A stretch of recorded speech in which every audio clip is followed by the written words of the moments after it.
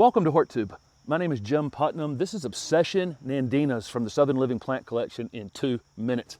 I planted these 3 Obsession Nandinas about 1.5 years ago, and I kind of wanted to show them in an update. I had some other older Nandinas here that I pulled out at that time and replaced them with these. Obsession is a non-burying variety, so it's not invasive like older varieties of Nandinas were. Has this beautiful red coloration in the new growth all season long.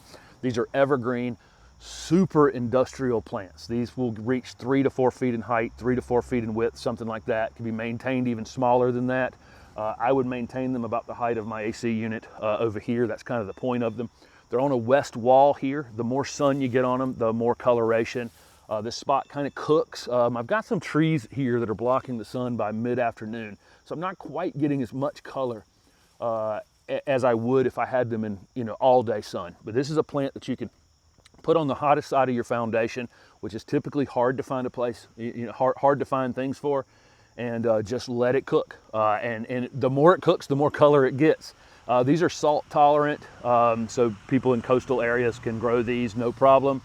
They're disease and insect resistant, basically deer proof, tolerant of lots of different types of soils. If you have clay soils, I would mound them up just a little bit. They're hardy in zone 6 to 10.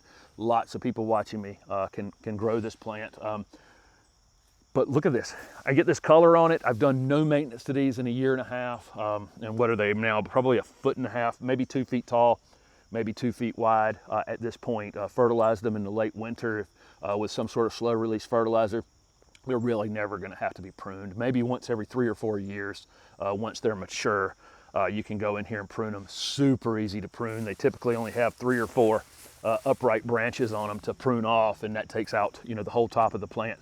So quick and easy there. And that little bit of pruning you do on it will encourage some more upright branches to come, and all of those will be covered in this new growth. So pruning it is beneficial to the coloration on the plant as well. Super low maintenance, super easy. These Obsession Nandinas can sit here for the next 20, 25 years and just be absolutely trouble-free on this foundation.